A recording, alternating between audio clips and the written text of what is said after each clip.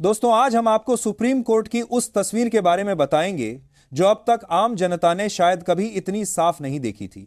यह कहानी किसी एक केस की नहीं है। यह कहानी है भारत की न्यायपालिका में वर्षों से जमे उस वीआईपी कल्चर की जिसे छूना भी कभी असंभव माना जाता था।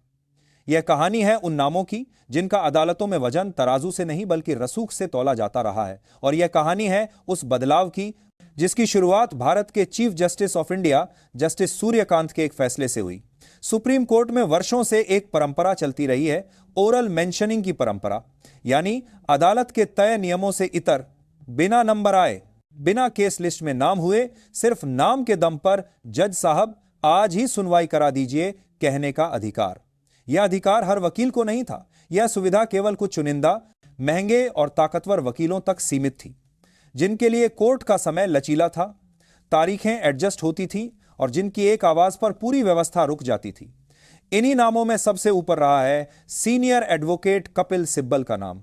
एक ऐसा नाम जिसने दशकों तक सुप्रीम कोर्ट की गलियों में अपनी अलग हुकूमत चलाई।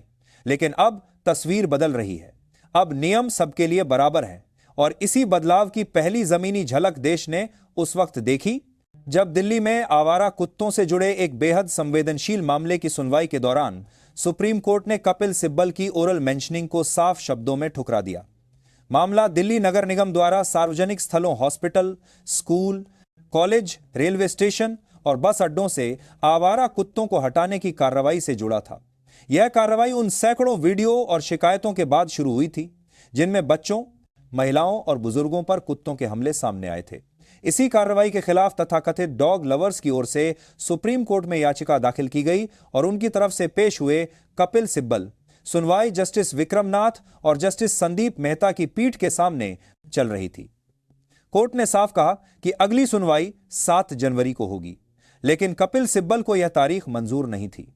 वर्षों की आदत थी, तारीख चाहिए तो अभी चाहिए, बेंच बदली जाए, शुक्रवार को सुनवाई हो, विशेष पीठ बैठाई जाए।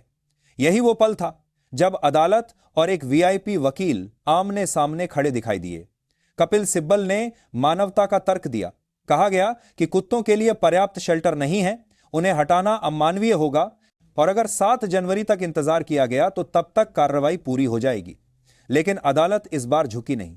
जस्टिस विक्रमनाथ ने साफ शब्दों में कहा, अगर एमसीडी कार्रवाई कर रही है तो उसे करने दीजिए, कोर्ट तारीख वही रखेगा जो तय की गई है। यही वो क्षण था जब सुप्रीम कोर्ट के भीतर यह स्पष्ट हो गया कि अब नाम नहीं, नियम चलेगा। और इसी बातचीत के दौरान जस्टिस विक्रमनाथ के शब्द इतिहास में दर्ज हो गए। मिस्टर सिब्बल, अगली सुनवाई पर हम आपको एक वीडियो दिखाएंगे और फिर आप तय कीजिएगा कि मानवता किसे कहते हैं। यह वीडियो उन बच्चों का होगा, उन महिलाओं का होगा, उन बुजुर्गों का होगा जो आवारा कुत्तों के हमलों का शिकार बने।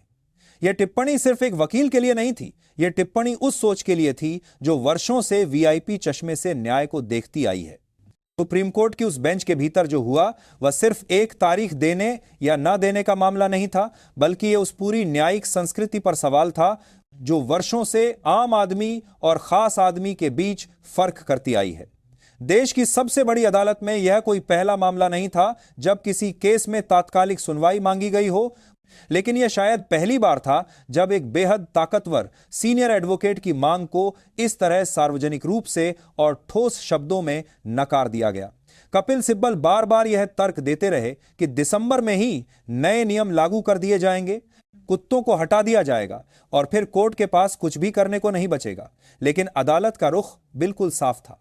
न्यायपालिका दबाव में काम नहीं करेगी, न भावनात्मक ब्लैकमेलिंग पर, न नाम के रुतबे पर। जस्टिस विक्रमनाथ ने साफ संकेत दे दिया कि कोर्ट यह नहीं देखेगी कि कौन वकील खड़ा है, बल्कि यह देखेगी कि मामला क्या है और कानून क्या कहता है। यही वह बिंदु था जहां ओरल मेंशनिंग की वर्षों पुरानी आदत अदालत की दीवार से टकराकर टूटती दिखाई दी। दरअसल सीजीआई जस्टिस सूर्यकांत का हालिया आदेश केवल एक प्रशासनिक सुधार नहीं था, बल्कि यह न्यायपालिका के भीतर चल रहे वीआईपी कल्चर पर सीधा प्रहार था। ओरल मेंशनिंग का मतलब यही बन चुका था कि जिनके पास नाम है, पैसा है और राजनीतिक पहुंच है, उनके लिए नियम अलग हैं, और जिनके पास सिर्फ केस है, उनके लिए इंतजार। मिडिल क्लास का आदमी सालों तक तारीख पर तारीख झेलता रहा, जबकि कुछ चुनिंदा वकीलों के केस बिना सूची के, बिना बारी के सुन लिए जाते रहे। अब वही सिस्टम पलटता हुआ दिख रहा है। सुप्रीम कोर्ट का संदेश साफ है, अब न शुक्रवार की मांग चलेगी, न विशेष पीठ का दबाव, न मानवीयता के नाम पर चयनात्मक संवेदना। अदालत ने यह भी साफ कर दिया कि मानवता सिर्फ आवारा कुत्तों के लिए नहीं होती, मानवता उन बच्चों के लिए भी होती है जो स्कूल जाते वक्त डरते हैं, उन बुजुर्गों के लिए भी होती है जो सुबह टहलने निकलने से पहले 100 बार सोचते हैं, और उन मरीजों के लिए भी होती है जो अस्पताल के बाहर सुरक्षित महसूस करना चाहते हैं। इसी संतुलन को अदालत ने प्राथमिकता दी, और यही वह क्षण था जब कपिल सिब्बल जैसे वरिष्ठ वकील भी यह महसूस करते दिखे कि सुप्रीम कोर्ट का माहौल अब बदल चुका है, और यह बदलाव किसी एक व्यक्ति के खिलाफ नहीं बल्कि पूरे वीआईपी सिस्टम के खिलाफ है। और यहीं से यह मामला केवल एक सुनवाई या एक वरिष्ठ वकील तक सीमित नहीं रह जाता, बल्कि यह भारत की न्याय व्यवस्था के भविष्य की दिशा तय करता हुआ दिखाई देता है। सुप्रीम कोर्ट ने इस पूरे घटनाक्रम के जरिए साफ संकेत दे दिया है कि अब अदालतें रसूख से नहीं, नियम से चलेंगी। वर्षों से जिस व्यवस्था में बड़े नामों के लिए दरवाजे हमेशा खुले रहते थे और आम आदमी के लिए तारीखें ही तारीखें मिलती थीं, उस व्यवस्था पर पहली बार निर्णायक चोट हुई है। सीजीआई जस्टिस सूर्यकांत के नेतृत्व में अदालत यह संदेश दे रही है कि न्याय अब वीआईपी संस्कृति का बंधक नहीं रहेगा।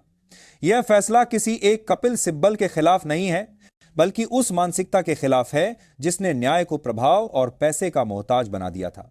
आवारा कुत्तों का मामला इस बदलाव का केवल माध्यम बना, असली मुद्दा था कानून के सामने बराबरी। सुप्रीम कोर्ट ने यह स्पष्ट कर दिया कि संवेदना चयनात्मक नहीं हो सकती, और मानवता का मतलब सिर्फ एक वर्ग या एक विचारधारा तक सीमित नहीं है। यह बदलाव अगर इसी तरह जारी रहा तो आने वाले समय में वही व्यक्ति अदालत में सम्मान पाएगा जिसके पास मजबूत तर्क और कानून होगा, न कि केवल बड़ा नाम। और शायद यही वह बिंदु है जहां आम नागरिक को पहली बार यह भरोसा होता दिख रहा है कि न्याय की कतार अब सच में एक ही होगी, सबके लिए बराबर। धन्यवाद।